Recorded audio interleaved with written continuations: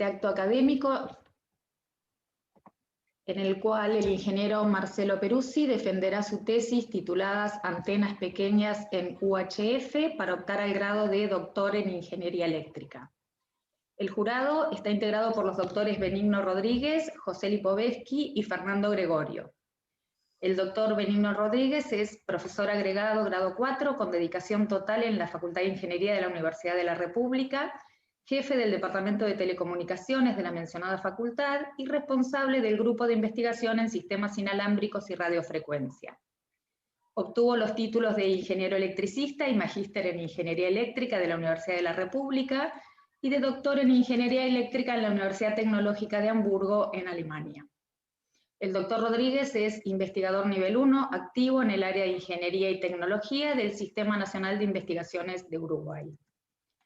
El doctor José Lipovetsky es profesor con dedicación simple en el Instituto Balseiro, se graduó como ingeniero electrónico en la Facultad de Ingeniería de la Universidad de Buenos Aires y obtuvo el título de doctor de la Universidad de Buenos Aires en el área Ingeniería. El doctor Lipovetsky es investigador de la Comisión Nacional de Energía Atómica e investigador independiente del CONICET.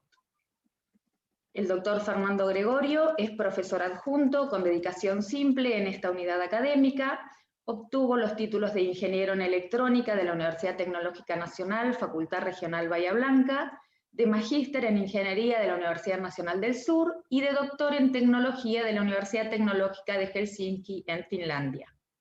Es investigador adjunto del CONICET y categoría 3 en el programa de incentivos a docentes investigadores del Ministerio de Educación. La tesis fue dirigida por los doctores Fabio Masson y Pablo Mandolesi, docentes investigadores de esta unidad académica.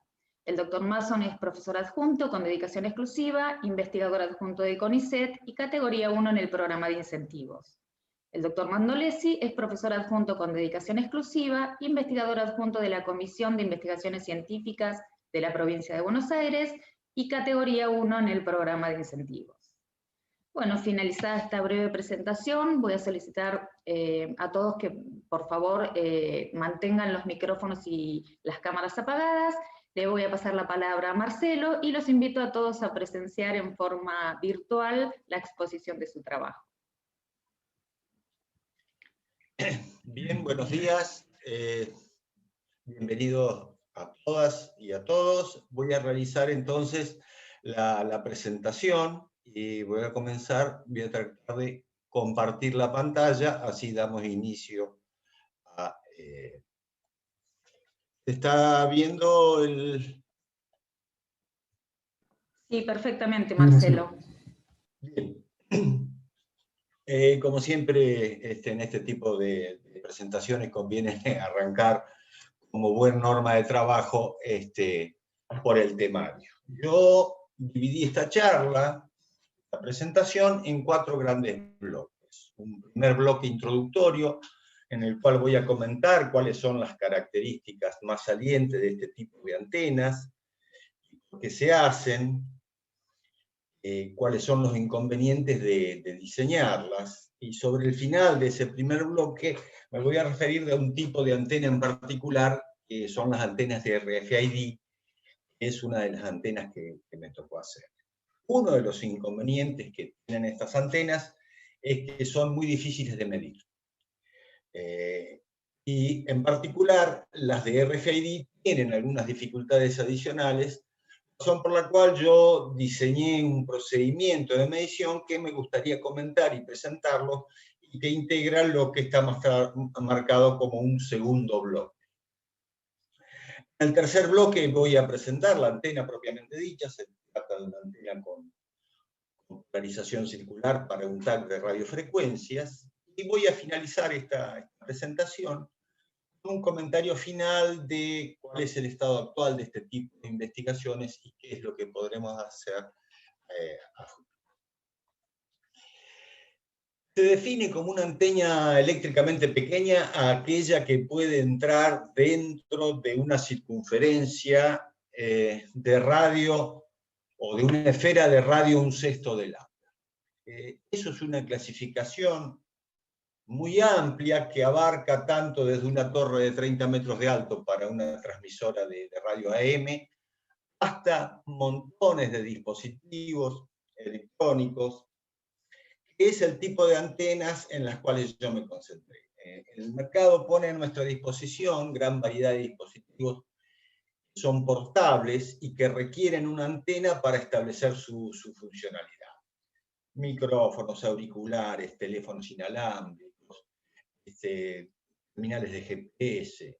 Probablemente el más paradigmático de todos ellos hoy en día es el teléfono celular inteligente. Sin embargo, todos ellos tienen en común que requieren de una antena. Esa antena tiene que estar integrada de alguna forma en el sistema, y que nosotros, como usuarios de esos sistemas, requerimos que sean cada vez más chiquititos, cada vez más livianos, que la batería tenga cada vez mayor autonomía, que tengan cada vez mayores prestaciones. Y muchas de esas demandas obviamente son trasladadas a las antenas. Entonces surgen los problemas cuando uno quiere disminuir el tamaño de una antena, cuando uno quiere miniaturizar. El efecto concreto de disminuir el tamaño de una antena es que disminuye su resistencia de radiación y aumenta su reactancia. Formalmente, digamos, eso implica, desde el punto de vista del uso de la antena, implica varios inconvenientes.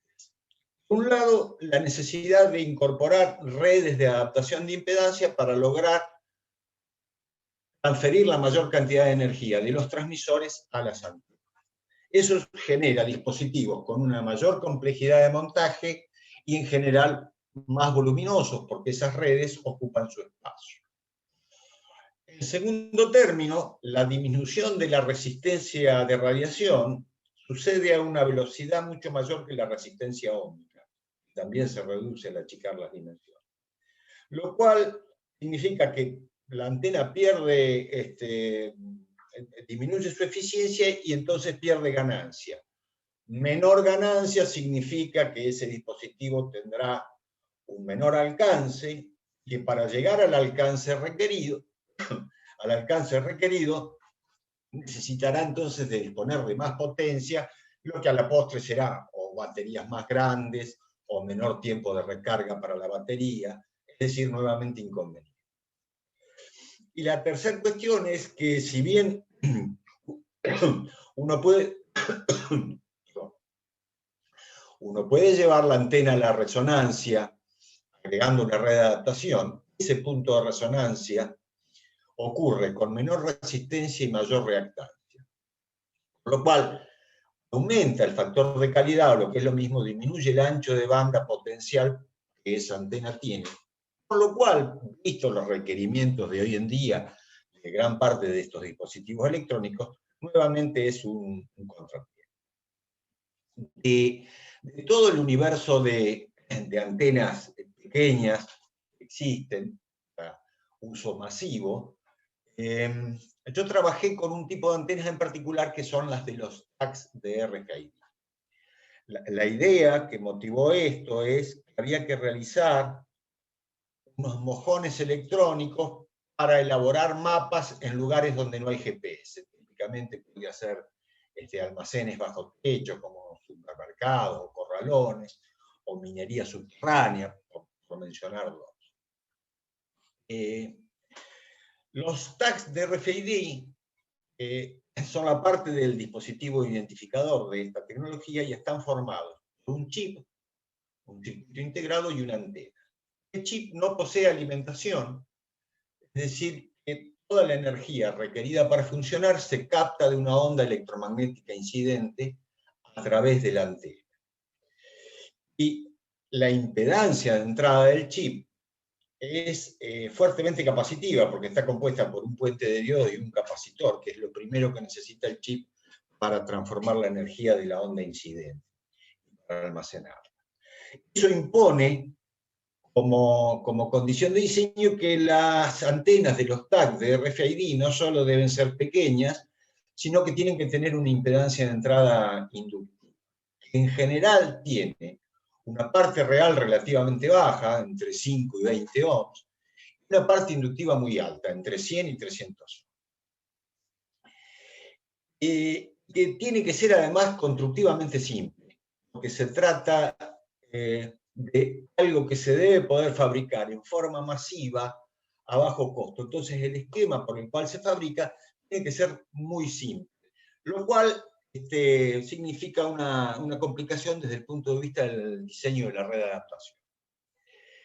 Esta tecnología en general se utiliza con un lector. El lector se le llama en la jerga al aparato que comanda el sistema y emite la onda que ilumina los tags. Un lector con una antena con polarización circular. Los tags, obviamente, los dispositivos remotos, funcionan con antenas con polarización lineal.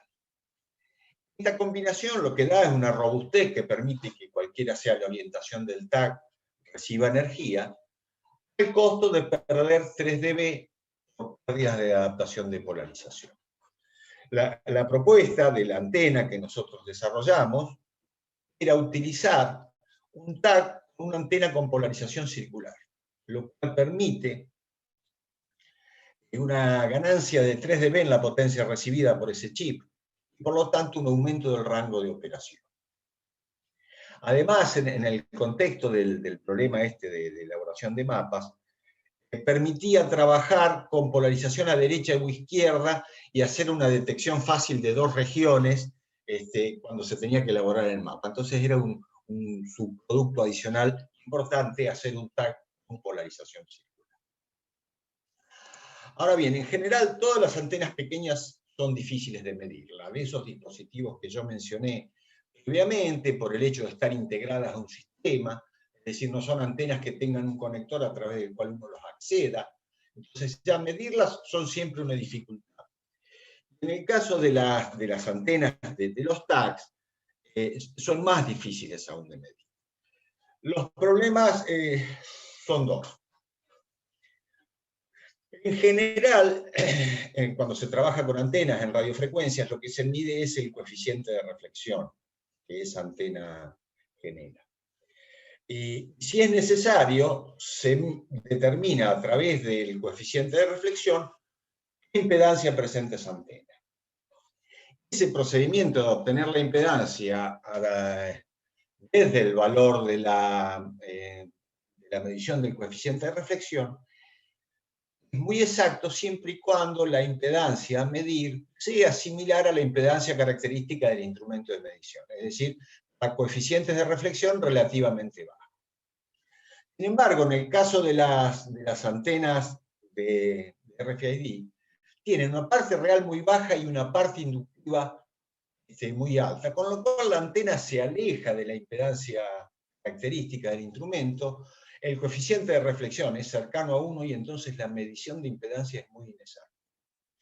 Que en el caso de los dispositivos de RFID es clave, porque la antena tiene que tener una adaptación perfecta respecto del chip para poder recibir la mayor cantidad de energía. Entonces la determinación del rango de operación depende de que haya buena adaptación de impedancias y por lo tanto es clave medirla. El otro problema típico de medición es que los instrumentos de medición son líneas desbalanceadas, típicamente coaxiales. Y las antenas que se utilizan son estructuras balanceadas. En la transición entre estas dos estructuras se generan corrientes que se fugan por la malla externa del cable coaxial de alimentación, desbalancean las corrientes de la armadura de la antena, las dos armaduras de la antena, y entonces dan una indicación de impedancia errónea. Si además se desea medir el patrón de radiación, esas corrientes en la malla también son radiantes y generan una modificación del campo radiado, con lo cual nuevamente estamos en presencia de errores. La medición de la impedancia se soluciona con un tipo de medición que se conoce como medición diferencial, en el cual se utilizan 2 puertos del instrumento de medición, se construye un accesorio que alimenta la antena, considerándola como un dispositivo de 2 puertos, que garantiza que las corrientes en ambas armaduras están perfectamente balanceadas. El dispositivo crea una especie de masa virtual marcada acá en esta línea de trazos, o en este punto en la unión de las dos mallas de coaxiles, entre los cables del instrumento propiamente dicho, y los pines de los cables coaxiles, que son los que atacan a la antena a medir. Entonces, en función de los parámetros scattering de este dispositivo de 2 puertos, se puede obtener la impedancia. Los analizadores vectoriales modernos tienen incluida esta capacidad y entonces ya presentan los datos de impedancia o de coeficiente de reflexión al usuario directamente como si esto fuese un puerto simple, digamos, que puede configurar previamente. Y el único cuidado que hay que tener es una calibración previa, realizada especialmente, para eliminar los errores de amplitud y fase que introducen ese último tramo de coaxil del accesorio de medición. Ahora bien, este esquema de medición es el usado para medir antenas de radiofrecuencia, por las características que tienen, porque lo alimenta en forma balanceada. Sin embargo, en la antena a desarrollar hay que medir el patrón, había que medir el patrón de radiación, que se había puesto como requerimiento la polarización circular. Por lo cual, el analizador vectorial no servía, y hacía falta hacer una medición que requería un balún. Sí o sí, para la medición del patrón de radiación hacía falta disponer de un generador de señales, una antena con polarización lineal, y un balún que conecte la antena a medir a un analizador de espectro, por ejemplo. Y un dispositivo de un solo puerto, y era necesario entonces agregar el balún. La idea fue entonces realizar un balún especialmente preparado para poder realizar las dos mediciones. Es decir, por un lado, garantizar la excitación de las dos armaduras de la antena perfectamente balanceadas para medir el campo. Y por otro lado, el balún de alguna forma funcionase como un adaptador de impedancia que transformara el coeficiente de reflexión muy pobre de la antena en un coeficiente de reflexión más cercano al cero, mejor condicionado para la determinación de la impedancia. Es decir, se concibió de acuerdo a esto el balún, que debería ser un balún de circuito impreso, para poder alcanzar estos objetivos. Entonces, en función de los parámetros de scattering del balún y una medición del coeficiente de reflexión a la entrada, se puede determinar el coeficiente de reflexión de la antena y a posteriori su impedancia. El balún es un balún típico sobre placa de circuito impreso. Se diseñó con asistencia de herramientas de simulación. El lado izquierdo del balún muestra el sector desbalanceado, que es el que se conecta a través de un conector SMA contra el instrumento de medición. El lado derecho es el lado balanceado, que se conecta a la antena o a la carga balanceada a medir. La cara inferior contiene el plano de tierra de la línea microstrip desbalanceada y una línea coplanar balanceada, que es la que alimenta la antena. En el sector medio, entre las dos líneas, se unen a través de un pin que une la pista microstrip, marcada acá en color gris más oscuro, con el plano de tierra que se transforma en el conductor, uno de los conductores de la línea balanceada, marcado con la letra L. Para que el otro conductor de la línea balanceada en ese punto de unión no quede en cortocircuito por el propio plano de tierra, en ese lugar se implementó una ranura de longitud λ/4. En este punto de conexión presenta entonces un camino de alta impedancia que aísla ambos conductores de la línea balanceada. Dado este esquema de diseño general, el dimensionamiento de las diferentes partes, esto es, determinar la impedancia característica de ambas líneas de transmisión y sus longitudes, se realizó con el simulador, teniendo en cuenta este criterio de minimizar el coeficiente de reflexión a la entrada. El coeficiente de reflexión a la entrada es mínimo cuando La impedancia característica de la línea balanceada es 180 ohms, que es el valor de impedancia objetivo de la antena a diseñar, cuando su longitud es de 3 octavos de lambda, de manera tal que el conjunto de antena más línea balanceada se presente como una impedancia real ante la línea microstrip. Que la línea microstrip sea lo más corto posible, para minimizar sus pérdidas, con una impedancia característica también lo más baja posible. En el caso del dieléctrico que nosotros usamos, el límite fue de 50 ohms, dado el ancho de la pista. Para finalizar entonces esta parte de lo que fue el diseño de ese balón, yo acá lo que me muestro es una captura de pantalla de una salida típica del programa de simulación, en el cual se muestran las corrientes que se desarrollan en la estructura. En el caso de la imagen de la derecha, cuando la estructura se alimenta a través de la línea balanceada.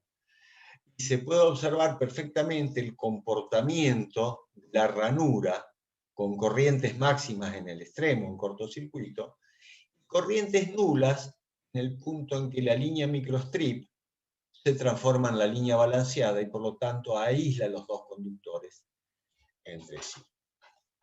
Para finalizar esta parte del balón, entonces, voy a hacer la presentación de las tareas finales, que consistieron en medir sus parámetros y contrastar con diversas mediciones su utilidad de acuerdo al objetivo de diseño.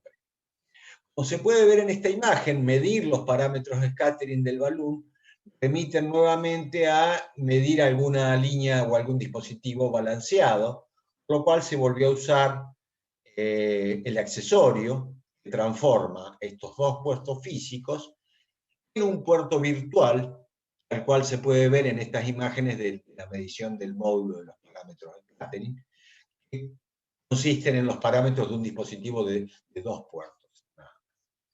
Una vez determinados los parámetros de scattering, se realizó la medición de una antena, que también construí especialmente para contrastar el balón. La antena era un dipolo de media longitud de onda acoplado por un lazo, que también tenía valores de impedancia muy similares a los de la impedancia de la antena que había que diseñar.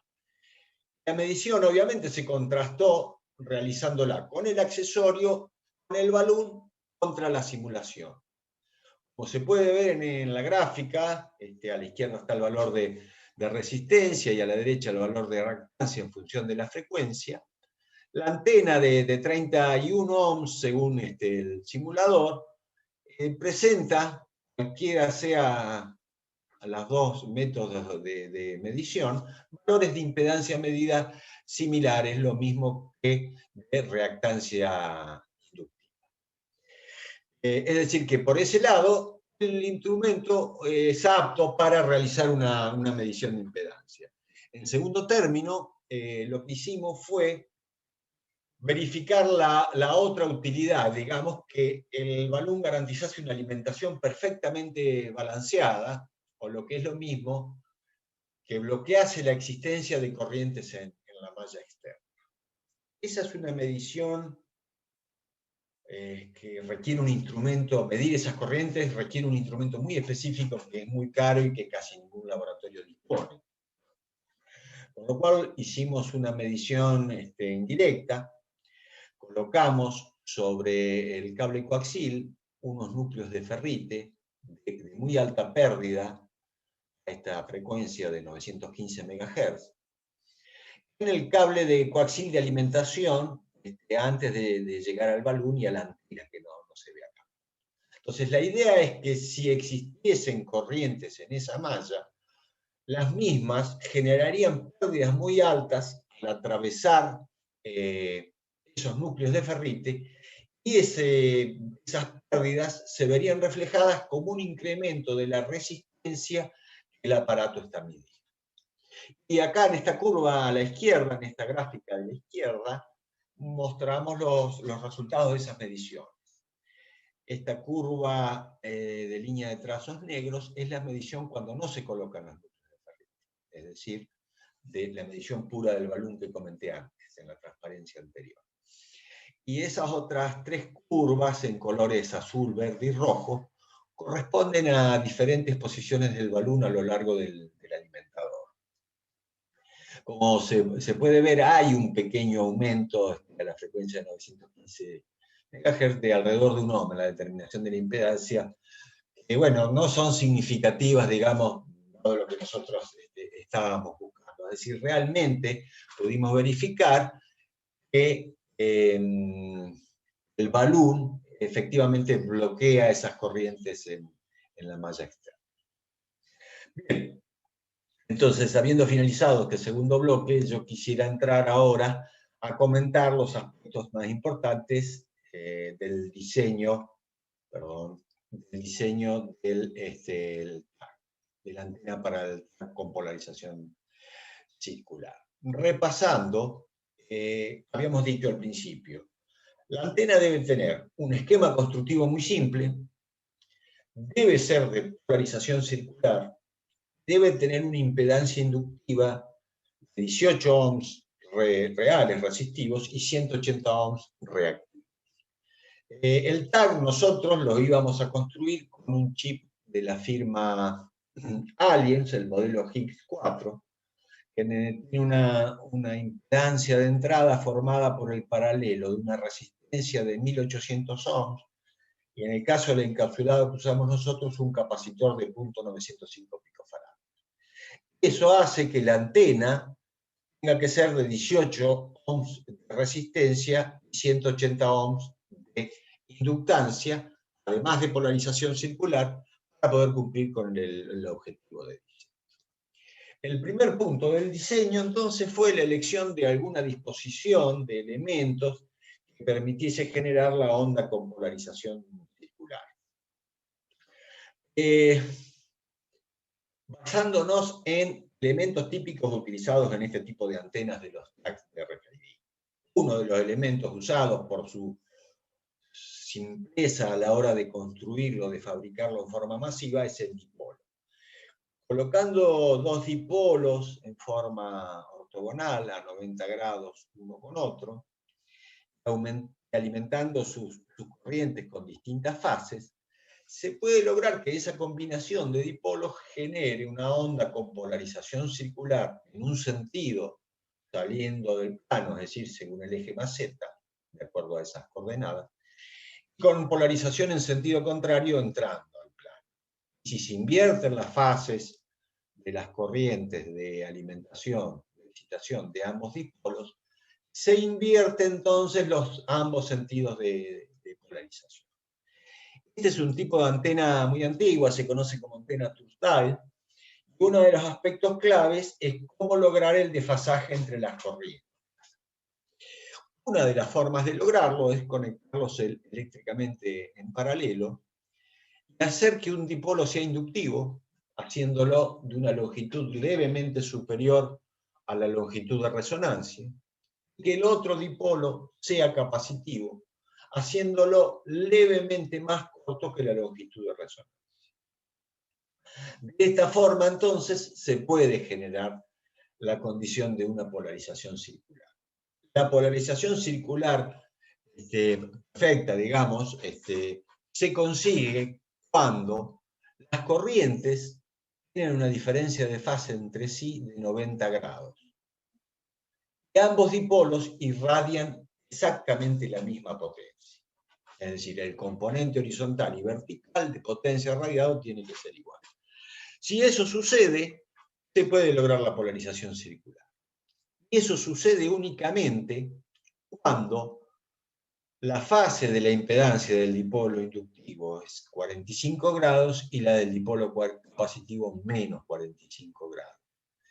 Y además, cuando las resistencias del dipolo capacitivo y del dipolo inductivo son exactamente iguales. En ese caso, entonces, la onda generada es con polarización circular y esta combinación de antenas tiene una resistencia R puramente real.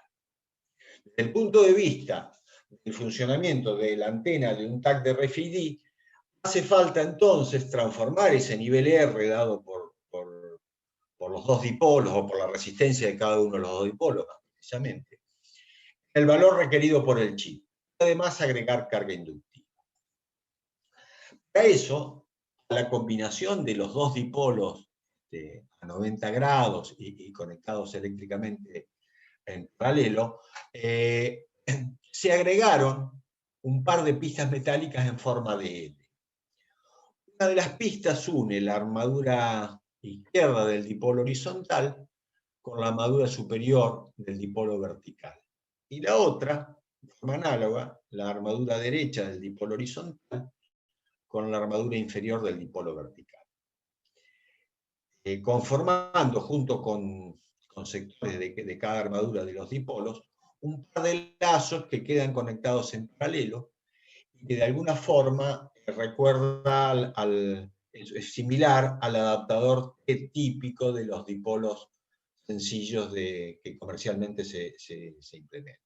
Es decir, estas dos pistas, junto con los dipolos, si bien se trata de una antena con polarización circular, permiten de alguna forma copiar o mantener el esquema constructivo de elementos ya conocidos en este tipo de tecnología. El funcionamiento de esta red de adaptación, que se podría llamar de doble T, porque cuando es un solo lazo en un dipolo, es un adaptador muy conocido, se llama adaptador tipo T. Este esquema de doble T se puede analizar considerando la estructura de la antena y sus dos redes de adaptación, una estructura de 3 puertos. Uno, el propio puerto de alimentación, y otros 2 puertos practicados en cada una de las dos redes en forma de L que hacen los lazos. Y esas dos redes se alimentan en dos modos distintos. Por superposición de sus efectos, se puede establecer cómo es la impedancia de entrada a esta combinación. En un caso, los 3 puertos se conectan en paralelo y las cargas son de alguna forma forzadas a circular tanto por las pistas de adaptación como por el irradiante de la antena propiamente dicha. Mientras que en el otro esquema se invierten las tensiones con las cuales se alimentan las dos redes de adaptación. Se invierten de manera tal que al superponerlas la tensión es cero como efecto final. Y también balancean las corrientes de manera tal que la corriente que entra por el terminal principal es exactamente igual a la suma de las que salen por los otros dos puertos, haciendo que la corriente en el irradiante sea nula. El uso, el efecto combinado de estos dos modos de excitación permite hallar este modelo de cómo se comporta la impedancia de la antena. Formada por una reactancia, está dada por las dimensiones de estos lazos, en los cuales la antena no trabaja como un irradiante, por eso es solo una reactancia. En paralelo con una resistencia equivalente, está dada por el efecto de transformar la resistencia que presenta la antena funcionando como antena, es decir, los dipolos cruzados, a través de un cierto factor de transformación que tiene que ver con cómo se reparten las corrientes cuando funciona como antena entre estos dos pequeños lazos de adaptación, el lazo y el terminal de adaptación propio de la antena. Digamos que en base a este esquema de cómo funciona el adaptador, se procedió entonces a la elaboración de un prototipo de concepto para ser fabricado para poder evaluar. Muestro yo acá entonces un diagrama de lo que es el prototipo construido y diseñado con el simulador. El prototipo se construyó sobre un bloque de material FR4 de 1,5 milímetros de espesor, un cobre en uno solo de las caras. Los dipolos se ubicaron en las diagonales, que son las distancias mayores dentro del bloque FR4, y para disminuir su longitud total se implementaron estas especies de parches cuadrados que quedan inscriptos en el perímetro del bloque dieléctrico, estos parches cuadrados que permiten reducir la longitud total del dipolo y además, con sus dimensiones, establecer las características de la impedancia, si es inductiva o capacitiva. ¿Sí? Y además, la superposición, las dos redes en forma de L, que acá en la gráfica están mostradas en un color gris más claro, pero nada más que para separar qué corresponde a cada parte de la antena, están todas sobre la misma cara y son el mismo material de cobre. Cuyas dimensiones son el ancho de la pista y cuánto está separada respecto de los ejes de ambos dipolos. Las tareas de simulación se fueron haciendo en pasos sucesivos. El primer punto fue el diseño de los dos dipolos por separado, buscando el criterio de cumplir impedancias con fase más o menos 45 grados, iguales módulos de sus componentes, de sus resistencias y reactancias. Efectivamente se pudo cumplir esto manejando la misma dimensión diagonal de 90 milímetros, es decir, el bloque era de 64 milímetros de lado. Y manteniendo fijas todas las dimensiones, menos el lado de estas superficies cuadradas de acortamiento y la profundidad de esta protuberancia a través de la cual se alimenta esa superficie. Los criterios se pudieron cumplir en cuanto a las fases, ¿sí? Perfectamente, tanto para el dipolo vertical como para el horizontal, con una leve diferencia en las magnitudes de las resistencias, 27 contra casi 32, que hizo que realizáramos un modelo de ambos dipolos en paralelo para poder evaluar si realmente ese desequilibrio en las impedancias tendría algún impacto, como se puede ver acá en los valores de resistencia en función de la frecuencia y de reactancia. La reactancia es nula, la resistencia está ahí en los 30 ohms, que era lo que presentaba cada dipolo por separado. Quedaba una duda respecto de las componentes de potencia radiado en cada uno de los sentidos, horizontal y vertical, digamos los términos I cuadrado por R, lo cual también se pudo verificar porque la antena tiene, como se puede ver en este diagrama polar, acá a la derecha, emite una onda con polarización circular izquierda en la dirección θ igual 0 y polarización circular derecha en la dirección θ igual 180 grados, es decir, el eje menos z. Efectivamente, digamos, yo acá no lo muestro también, pero la relación axial, es decir, cómo se comportan la proporción de componente horizontal y vertical del campo radiado por la antena en función de la frecuencia, también es muy buena para la combinación. Con lo cual se procedió entonces al diseño final de la red de adaptación. ¿Sí? Es decir, elegir la separación L, el ancho W de la pista. El modelo del transformador que presenté antes tiene dos variables que para manejar. Por un lado, habíamos dicho que es la impedancia de la antena, que a través de un factor alfa se transforma en una resistencia equivalente, donde este factor alfa depende de cómo se distribuyen las corrientes entre la pista de la antena y las pistas de adaptación. A la postre, manteniendo fijas las pistas de la antena, esto depende del W. Es decir, la resistencia equivalente depende de la resistencia de 30 ohms de los dipolos y del ancho W. Mientras que la reactancia es el aporte del lazo propiamente dicho, y entonces depende solamente del área de ambos lazos, que es el que establece la reactancia.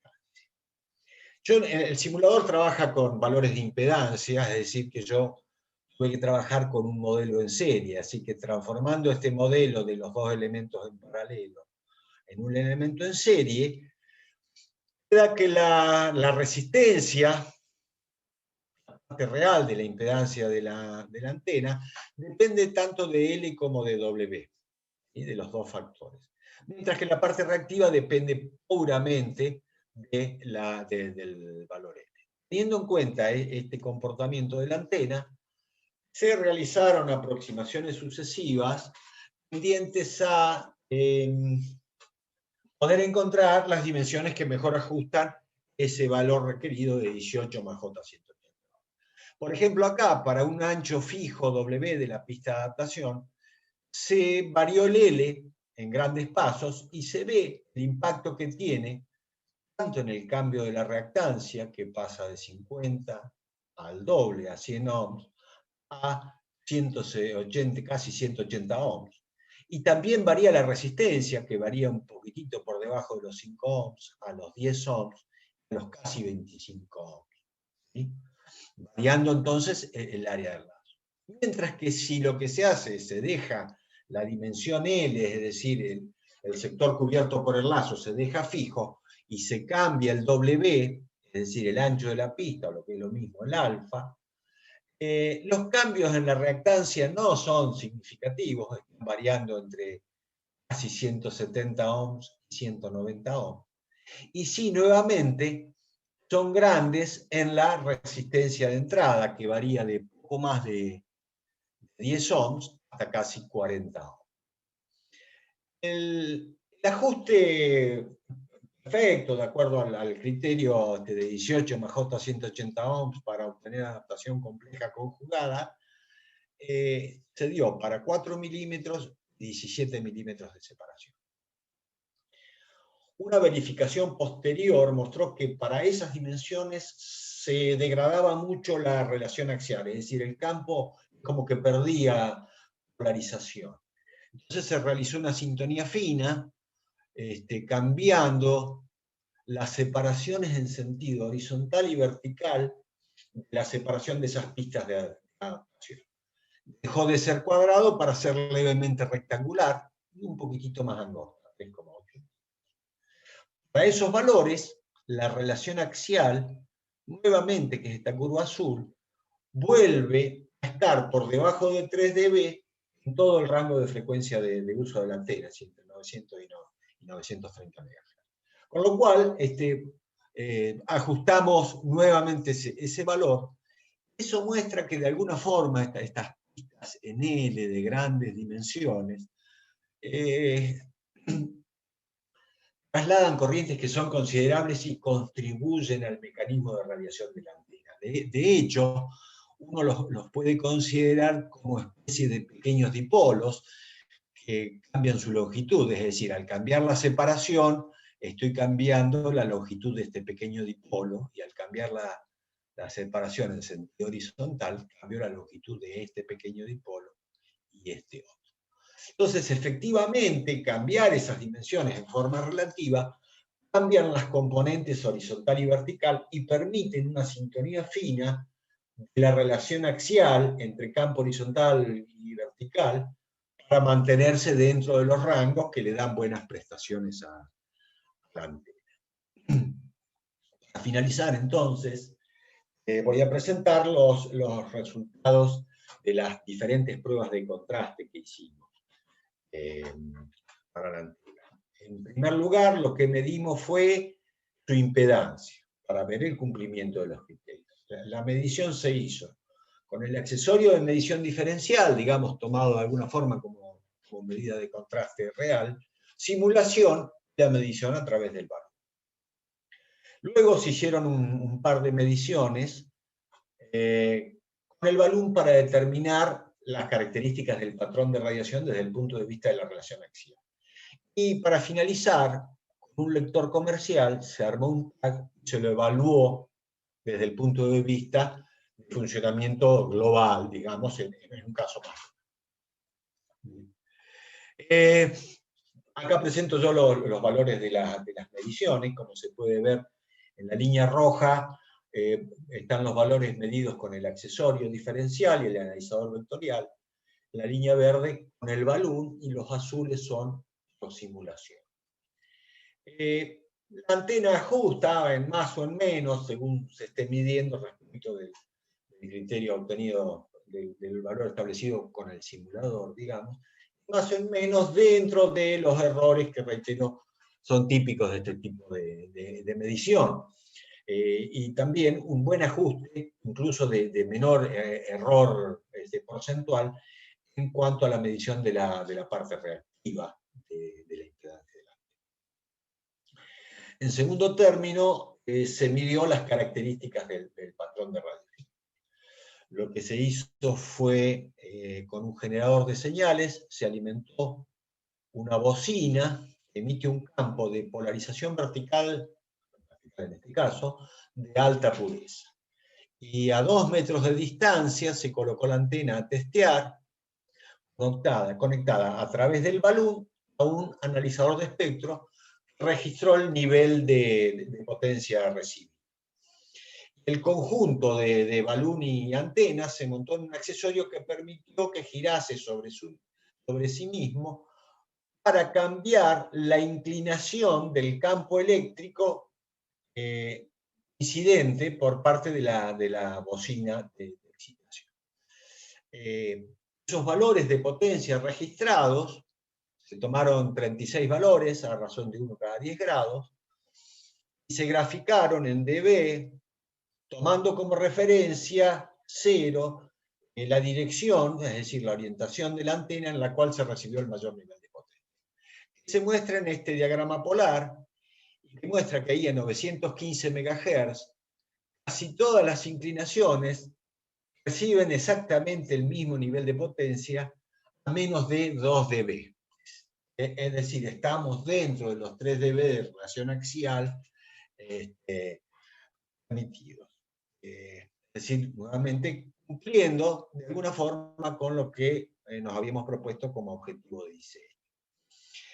Y en última, como siguiente medida de prueba, de contraste, de evaluación de la antena, se realizó una medición del campo eléctrico radiado según 2 orientaciones ortogonales, digamos, para de alguna forma detectar la relación axial en función de la frecuencia. Es decir, colocando la antena en esta orientación a 180 grados, que es la que detectó el máximo nivel de radiación, y en esta otra a 90 grados, se tomaron 2 capturas de pantalla para barridos en frecuencia entre 900 y 950 MHz. Y se restaron esas 2 mediciones para determinar la relación axial, que se muestra en azul, que muestra también un buen acuerdo con lo que predecía el simulador. La antena tiene un buen ancho de banda de la relación axial, por debajo de 3 dB, en poco más que 30 MHz, entre los 910 y los 940. Finalmente, se construyó un tag, montando el chip de montaje superficial que les había comentado sobre una antena, y ensayándolo con un lector comercial, alimentó nuevamente la bocina de polarización lineal. En este caso lo que se hizo fue variar la potencia transmitida por el lector de tipo comercial hasta llegar a un punto en el cual no se detecta el tag, lo que se conoce como el umbral de funcionamiento del tag. En ese caso se estima el rango de funcionamiento en función de la separación entre las antenas, el umbral de potencia detectado y el nivel de potencia isotrópicamente radiada al cual uno quiere que funcione el sistema, que en Argentina, por reglamentaciones de 1 vatio. Y bueno, esa medición se realizó para diferentes orientaciones relativas, en 45 grados en este caso. Lo importante de la medición con el chip comercial es que se puede analizar el comportamiento del tag en toda la banda de frecuencia, porque el protocolo va haciendo interrogaciones sobre el tag en distintas frecuencias. Entonces permite elaborar un esquema de evaluación real, digamos, no solo en una frecuencia donde yo digo, bueno, la relación axial es tanto, ¿no? En toda la banda de frecuencia. De esta forma estimamos un rango que en las orientaciones de mínima distancia fue de 9 metros y en la de máxima 12 metros y pico, casi 13. Digamos, como para ir cerrando entonces el bloque destinado a esta antena, La antena efectivamente tiene unas muy buenas prestaciones para el objetivo que nos habíamos propuesto de elaboración de mojones de RFID. La segunda en rango de distancia, la que le gana 15 metros, tiene mayores dimensiones y tiene 4 vatios de potencia transmitida. Mientras que la más chica en dimensiones, de 35 milímetros contra 64, que es la que diseñé yo, tiene un rango que es un poco más de la mitad para una potencia también de casi 4 vatios, de 3 vatios con 28. Es decir, la antena en ese sentido, entonces, de alguna forma, cumplió el objetivo. Bien. Para finalizar, entonces, me gustaría comentar una breve palabra sobre cuál es el estado actual de este tipo de desarrollo, de estos tipos de antenas, y yo arranco por este gráfico que muestra una especie de teorema de Shannon para el diseño de las antenas pequeñas.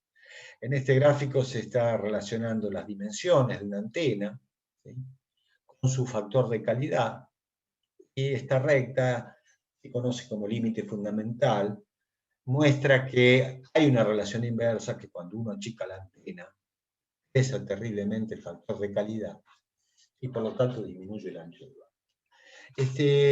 La existencia de este límite fundamental se planteó hace 70 años cuando empezó esta disciplina de estudiar lo que se conoce como antenas eléctricamente pequeñas.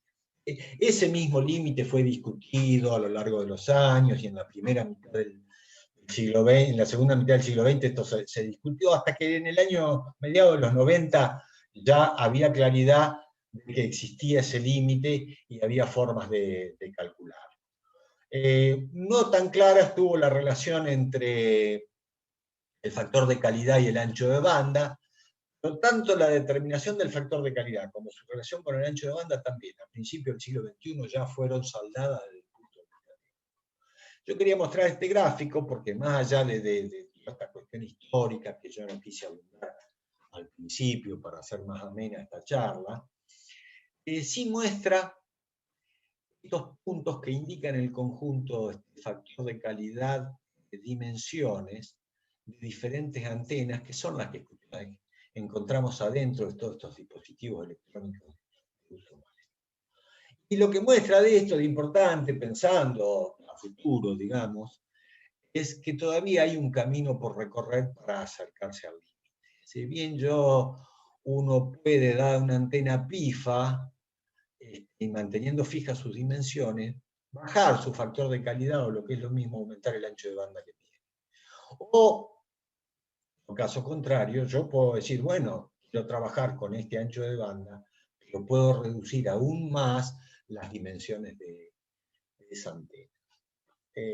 Digo todo esto en relación a el paradigma futuro para los ingenieros electrónicos, que se llama Internet de las Cosas. Nosotros, aparentemente, según esto, y pareciera que es esto, por lo que uno ve, cada cosa o objeto que nos rodea va a estar instrumentado de alguna forma y va a estar conectado a la red.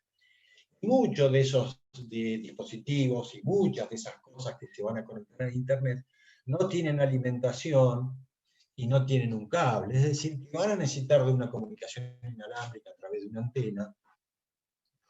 De alguna forma van a necesitar también algunos capturar la energía, cosechar la energía que hay en el ambiente para poder alimentar un chip y que funcione. Es decir, de alguna forma, adentro de Internet de las Cosas, mucho de lo que ya está desarrollado en la identificación por radiofrecuencias. Y obviamente va a ser parte de esa tecnología dura que se ha desarrollado de todo este nuevo paradigma. Desde ese punto de vista, y en lo que a mí refiere, yo he seguido trabajando y estoy trabajando en algunas cosas que están relacionadas. Por mostrar, digo, por ejemplo, esto es una antena a un radar de ultra wideband para hacer una especie de localización de vehículos. Como se puede ver, es una réplica sobre sí misma de varias instancias de una topología muy conocida que es la antena PIFA. Este esquema de varias réplicas lo que permite es establecer varios puntos de resonancia que hacen que se estire el ancho de banda requerido por la antena para cumplir con el requerimiento de un radar de ultra wideband. O este otro dispositivo que tenemos acá, se trata de un proyecto fase cero de la Fundación Sadowski, que tiene una empresa comercial como adoptante, que tenían el requerimiento de localizar los vehículos en un área que no hay cobertura por otra instrumentación electrónica como el celular, la Patagonia. La única opción que les quedaba para hacer una localización de los vehículos es la tecnología satelital. Sin embargo, las antenas, la tecnología satelital que apunta a un satélite geoestacionario, necesita estar apuntándose continuamente, y entonces la idea es desarrollar una antena con apuntamiento electrónico. Este tipo, para conectarse contra un satélite. Este tipo de antenas, la industria militar las tiene, pero para altísimas ganancias y haces de mucha precisión. Lo que necesitamos acá es algo mucho más chico, en lo cual la industria a nivel global no está trabajando, porque es una necesidad más bien particular. Y pensando en el largo plazo, o en el mediano plazo, o en el más adelante, dos proyectos que están en etapa de evaluación, pero que tienen que ver con lo que había dicho recién de la Internet de las Cosas.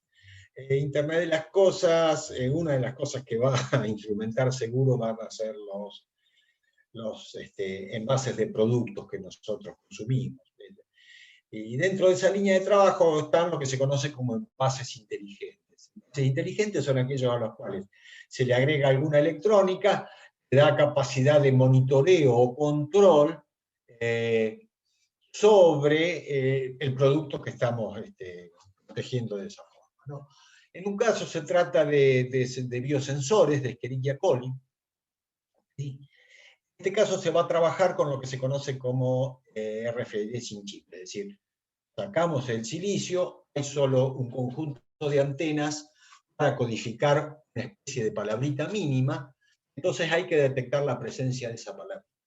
Eso es lo que se conoce como Internet sin chip, pero desde el punto de vista del diseño nuestro le estamos agregando una complicación adicional, que es medir la resistencia de una película de carbón en esa misma medición. Esa película de carbón lo que indica a través de su resistencia si el producto cárnico que estuvo en contacto con esa película estuvo o está contaminado con la bacteria Escherichia coli. Y el otro proyecto, también relacionado con los envases, es el desarrollo de películas. Estamos hablando de películas multicapa con componentes metálicos, de cierto tipo de envases, de implementar una red de antenas con diodos que permitan funcionar como un área compuesto de varias rectenas, no solo una antenita como un RFID, sino una red de antenas que colecten la energía que ese envase recibe por el hecho de estar dispuesto en algún lugar donde la radiación de Wi-Fi, celulares y demás está presente. Y si es posible, en la misma estructura de capas metálicas de ese material que construye el envase, poder almacenar la energía. Nuevamente pensando en esto de que los chips, en algunos casos, van a requerir alimentación y cómo almacenar esa energía. Habiendo llegado entonces al final de lo que ha sido esta charla, faltando pocos minutos para cumplir con lo que me había propuesto como tiempo, agradezco la atención dispensada y quedo a la disposición de ustedes para las preguntas que me quieran realizar. Bueno, muchas gracias, Marcelo. Les voy a pedir al jurado y a los directores que por favor prendan las cámaras.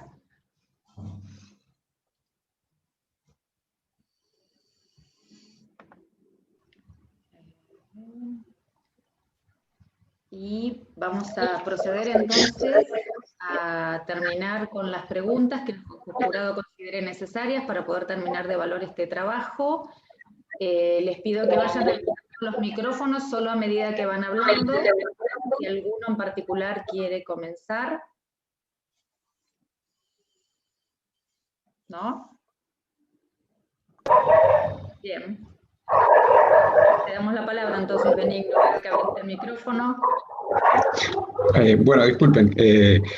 Bien. Capaz que no era la intención comenzar, pero bueno, ya que me habilitan, digamos, comienzo yo. Digamos, primero que nada, digamos, quería felicitar a Marcelo porque realmente cuando leí la tesis me gustó mucho, es una tesis muy clara, muy directa, muy bien escrita, y la presentación siguió esa misma línea, digamos, o sea, creo que fue una presentación clara, no se enredó, digamos, en ecuaciones o cosas que por ahí demoran más el comprender el concepto y lo hizo muy bien. Comentarles también que con Marcelo tuvimos la instancia de hacer un Zoom y de pasarle una revisión, que en general era de temas de redacción, correcciones menores, ¿verdad? Entonces ya tuvimos una instancia de compartir, digamos, algunas preguntas. Lo que me surgió ahora fueron algunas dudas, digamos, para plantearle a Marcelo, para conocer su opinión y un poco comentarlas, ¿no? No sé si podemos volver a la slide 36, donde hay una muy buena imagen de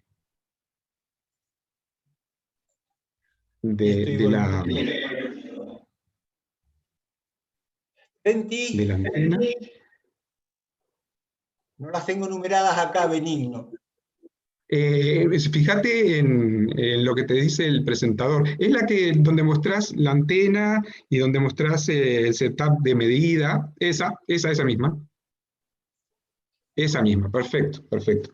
No, quería, digamos, un poco mirar, digamos, la antena que desarrollaste, comentarle, digamos, a quizás los que no leyeron la tesis, digamos, que Marcelo hace una presentación muy buena de técnicas de reducción del tamaño de una antena, o sea, mantener las dimensiones eléctricas reduciendo las dimensiones físicas, y, bueno, aplicando esas técnicas, él llega a este diseño.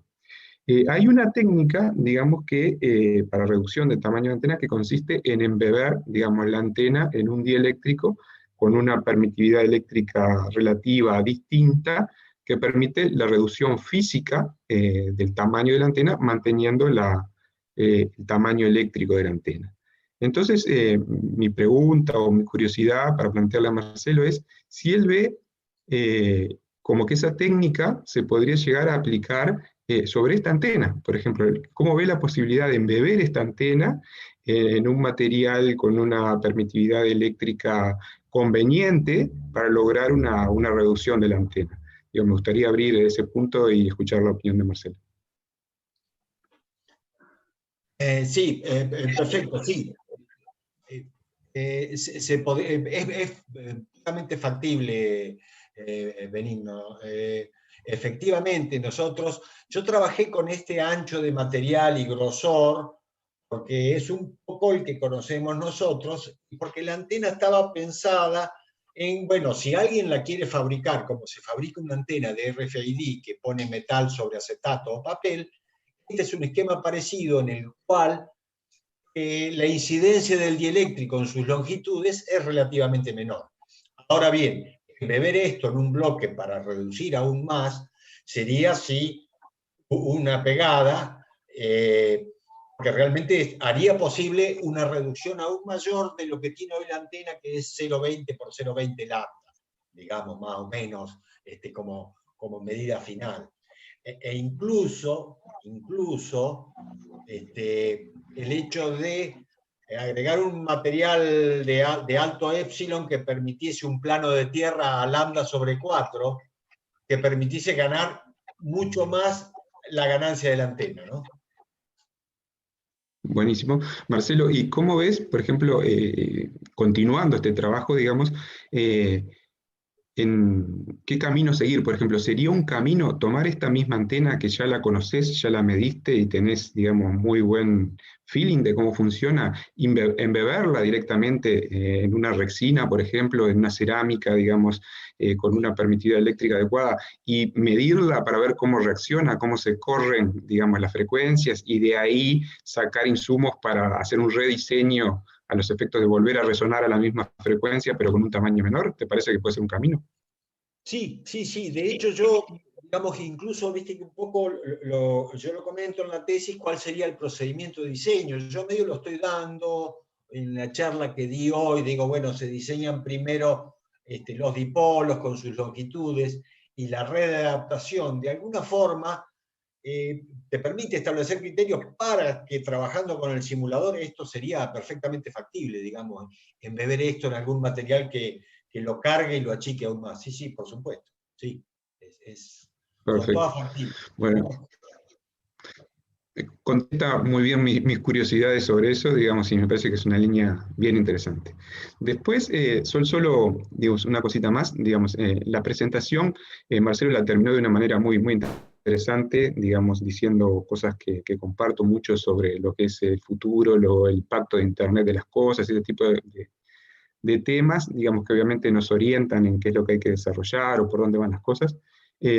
Y capaz que se restó la posibilidad de hacernos un resumen de las principales conclusiones o de los principales resultados, que obviamente quedaron bien detallados durante la presentación, pero a veces ese headline final, tipo conclusiones, ayuda a tener, digamos, la opinión directa del investigador de todas esas cosas que tuvo que resolver, que fueron muchas. ¿Tá? Para mí es una tesis con la que empaticé mucho porque en general cuando uno trabaja en estos temas y no tiene una cámara anecoica, tiene que poner mucha creatividad y trabajo para resolver eso, digamos, y yo he visto eso en este trabajo y en ese sentido empaticé mucho. Pero bueno, de la opinión directa de él, ¿cuáles son los 2 o 3 puntos que digamos, entiende que es la mayor contribución dentro de todo lo que hizo, que es claro que es un montón, ¿no?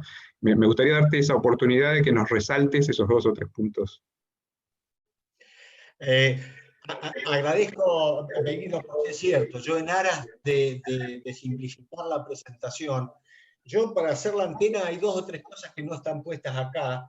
Hice un procedimiento para medir bien la impedancia del chip, que es un tema bastante complicado, porque la impedancia varía mucho con la potencia, y en función de la impedancia se determina el rango y cómo funciona. Entonces, acá en esa presentación está, pero yo en la tesis mostré todo un capítulo, porque eso fue un trabajo interesante. Del que hay alguna publicación también.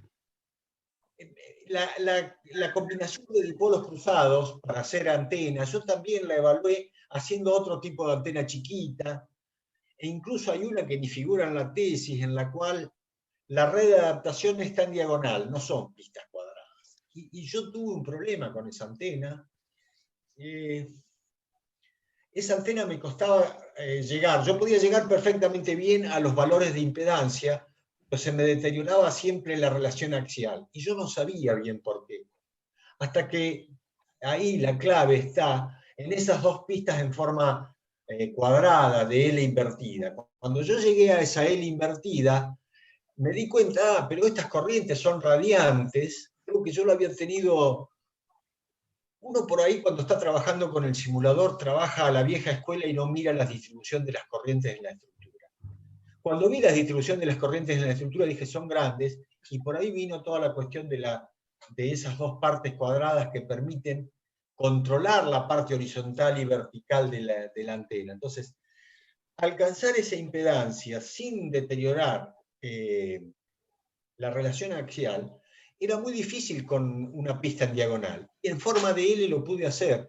Entonces me parece importante, y agradezco nuevamente, Benigno, que me des la oportunidad de decirlo acá, entonces, ¿no? No sé si con eso respondo todo o te quedo. No, buenísimo, digamos, por mi parte, digamos, tuvieron muy bien las respuestas y, digamos, mi curiosidad quedó satisfecha. Así que podemos pasar al próximo jurado, si quieren. Si quieren, continuamos con José o Fernando, no sé, como ustedes quieran, no hay problema. José, ¿sí, José? Bueno, dale, ¿qué tal? Bueno, también en primer lugar, felicitaciones. Estuvo buenísimo el trabajo, estaba súper bien, muy, muy lindo para leer la tesis. Fue muy agradable leerla porque era muy clara y iba siendo muy didáctica y muy clara. Estuvo buenísimo este trabajo en donde hay un objetivo y se van haciendo todos los pasos. Bueno, hay que desarrollar una técnica de medición, para eso la desarrollamos y seguimos. O sea, en ese sentido estuvo buenísimo como tesis que incluye un montón de cosas muy ligadas entre sí con un objetivo muy claro. Así que la verdad que felicitaciones, está muy, muy buena. Muy buena la presentación y también, además de la escritura de la tesis, fue muy clara y muy didáctica la presentación. Así que muchas felicitaciones, pues la verdad fue un placer leerla y ver la presentación. Y como cuando fue, bueno, entonces no deja demasiadas dudas. Son algunas cosas, preguntas un poco chiquititas, un poco de curiosidad. Algo que a veces se hace en microelectrónica es dejar algunos dispositivos para tunear post fabricación, por ejemplo, alguna característica del chip por pequeñas variaciones y demás que uno pueda tener. ¿Se te ocurre que uno podría agregarle a la antena algunas pequeñas líneas que se puedan, por ejemplo, cortar con un láser o con algún método para hacer un tuneo? ¿Y cómo sería el proceso? ¿Cómo te imaginas eso si uno tuviese que tunearlo más fino para alguna aplicación especial? ¿O no es posible? Perfecto. Sí, la técnica, digamos, es frecuente. Yo lo he visto en algunas antenas tipo patch que vienen como con unas cositas para troquelar y uno le cambia las longitudes de resonancia, ¿no? En el caso de esta antena, las dimensiones, todavía estoy compartiendo en pantalla, ¿no? Sí. Bien, yo, por ejemplo, el tema es buscar físicamente en el modelo de la antena dónde están las cuestiones claves. Entonces, desde el punto de vista de una antena RFID, estas dimensiones son intocables, lo mismo que el ancho.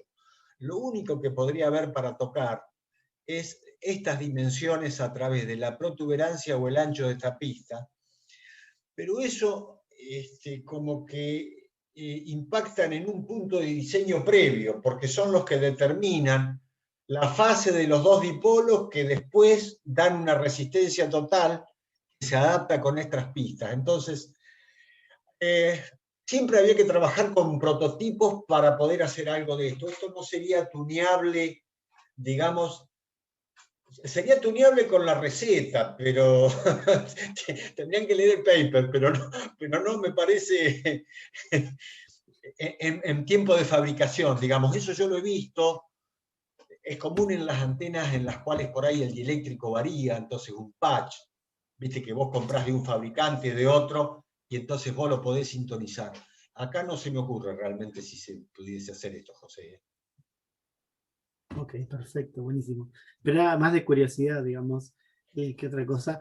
Y después, bueno, está buenísimo que termine todo con, o sea, era todo el camino para llegar a hacer un tag RFID y la medición con el tag y el resultado tan bueno que obtenés, así que eso está impresionante. Me quedó, se ve como una correlación, ¿no? Entre la distancia, o sea, la mínima distancia, la máxima distancia a la cual funciona con la orientación que veías en el coso, así que impresionante también cómo todo cerraba y cómo todo daba, realmente muy, muy bueno eso, como toda la tesis cerraba y había mucha consistencia entre las cosas. Así que, bueno, no, en principio esas son mis preguntas, seguramente también interesante para pensar estas cosas en lo satelital. Así que le voy a pasar tu mail a algunas personas también. Y nada, felicitaciones porque es muy, muy, muy bueno y muy interesante. Gracias, José. Fernando, te damos la palabra. Bueno, ¿qué tal, Marcela? ¿Cómo andás? Sí, primero de todo me encantó la tesis. Cuando me llegó, eran 180 páginas, pensé que iba a ser dura la lectura, pero se fue llevando muy bien, porque está como muy bien motivada, muy bien hilvanada la tesis, Y bueno, fue muy interesante, muy bien escrita, me gustó mucho cómo la motivaste y cómo fuiste paso a paso resolviendo, como ya te marcaron los otros evaluadores, ¿no? Muy bien, muy clarita. Y bueno, también muy clara la presentación, muy amena, muy, como decía también Betín, sin entrar en detalles de ecuaciones que por ahí hacen perder la idea de la defensa, ¿no? Así que muy interesante. Y bueno, las preguntas también son como tipo curiosidad, no nada muy puntual, porque digamos, todo está muy claro y los resultados están muy bien, digamos, muy bien demostrados, ¿no? Digamos, siempre lo que se está buscando en este caso, en estos tags de RFID, en estas aplicaciones, es achicar el tamaño de la antena, ¿no? Ese achicar el tamaño de la antena nos obliga a bajar eficiencia, aumentar Q, y nos complica la adaptación de impedancia. Por eso estamos trabajando a 900 megas en esa banda. ¿Existe la posibilidad de mudarse más arriba? Digamos, obviamente que vos, cuando te mudas más arriba de frecuencia, tenés el tema de que el pad loss del canal, digamos, es más alto, por lo tanto, tenés más pérdidas en el canal y eso te va a achicar la distancia. Pero si vos eso lo ganás en eficiencia de la antena o en una antena más sencilla, ¿lo podés compensar? ¿Existe algún trabajo en esas frecuencias más arriba o no he visto nada, por ejemplo? No sé, yo creo que es un estándar de 915 o por ahí, ¿no? Pero ¿se están pensando en migrar más arriba o no se justifica, digamos, ¿no? Sí, en el caso de RFID está normalizado y se ha hablado de 2,4, 5,8. Sin embargo, lo que no hay son implementaciones comerciales reales, digamos. La RFID que está jugando en la cancha comercial es la de 860 a 960, e incluso con muy poca regulación global, porque entonces muchas veces hay que hacer las cosas de banda ancha, porque en algunos países son 30 MHz entre 860 y otros 90, y en otros países son entre 900 y 930. Entonces el producto tiene que ser de banda ancha, pero en realidad después usa 30 megas. Pero en 2,4 no hay nada estandarizado en 2,4 o más arriba, ¿sí?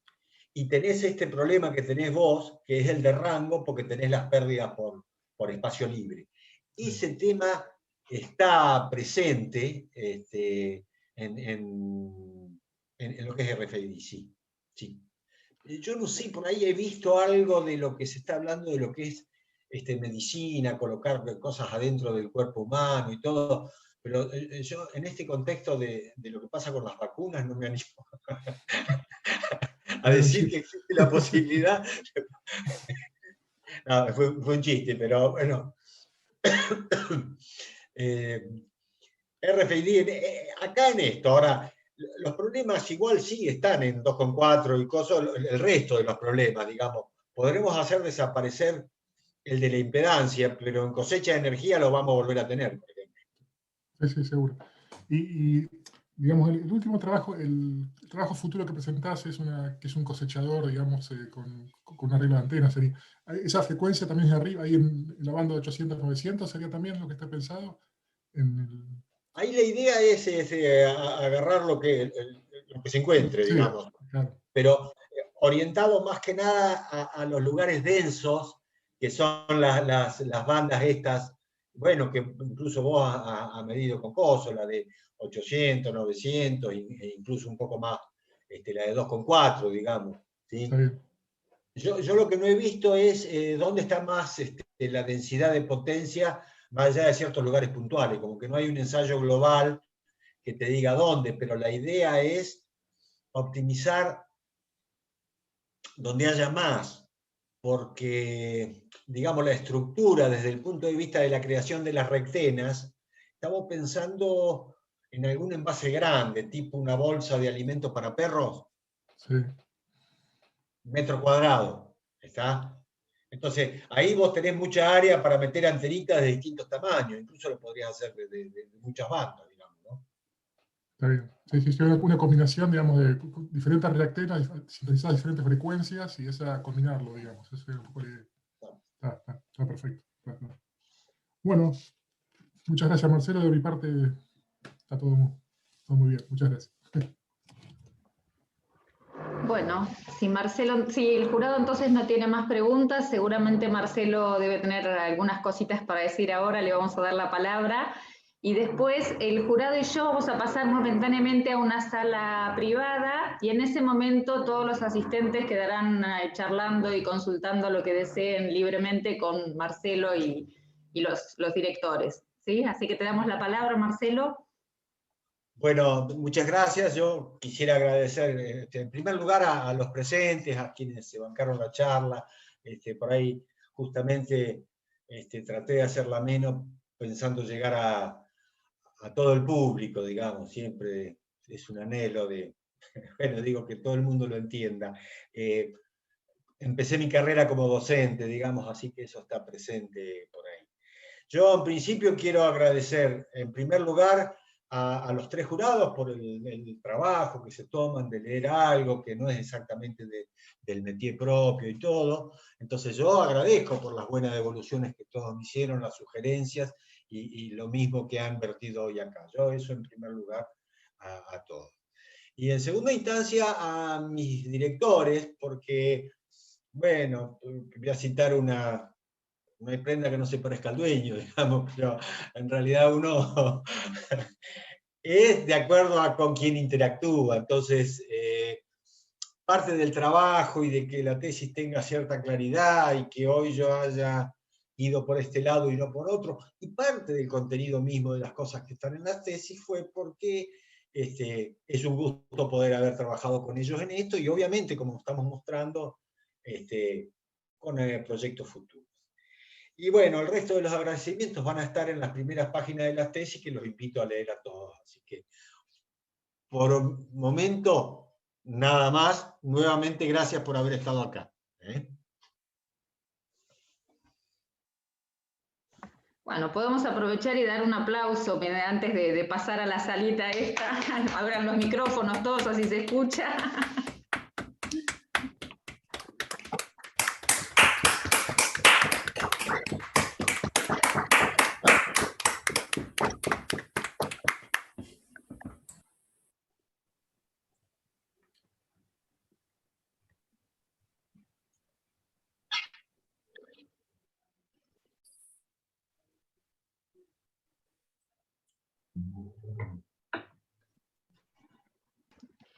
En la ciudad de Bahía Blanca, a los 23 días del mes de junio de 2021, siendo las 11 horas, se reúne el jurado designado según acuerdo de la Secretaría General de Posgrado y Educación Continua para dictaminar sobre la defensa oral de la tesis del ingeniero Marcelo Peruzzi, DNI 16354536, Marcelo, corregime si está mal, a fin de optar al grado de doctor en Ingeniería Eléctrica.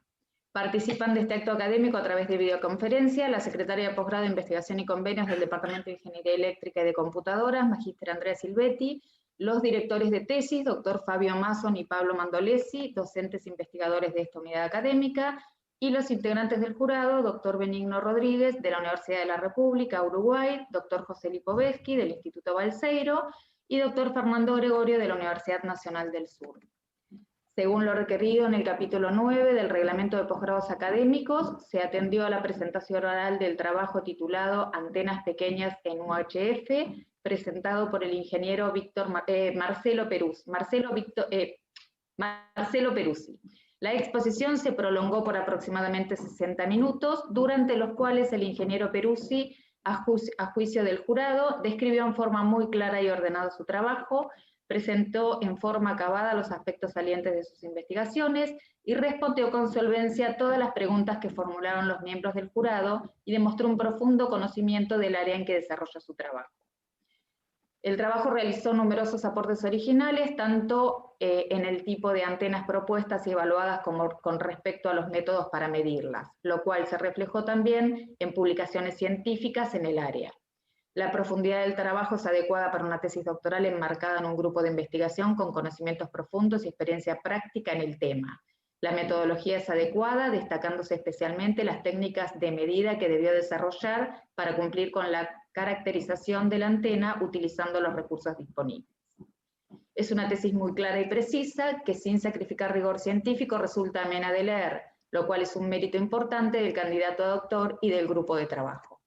Las conclusiones alcanzadas son valiosas y útiles en el área y se derivan lógicamente de los trabajos de simulación, prototipado y medidas realizadas. Se destaca que la tesis tenía un objetivo claro que logró cumplirse en base a la superación de múltiples desafíos, no solo en el terreno del diseño, sino también en las técnicas de medición. En base a la evaluación de tesis previamente efectuada y remitida a la Secretaría General de Posgrado y Educación Continua y a la exposición presenciada, se recomienda otorgar el grado de doctor en Ingeniería Eléctrica al ingeniero Marcelo Peruzzi con calificación sobresaliente 10. Bueno, lo demás es de forma, así que creo oportuno un nuevo aplauso.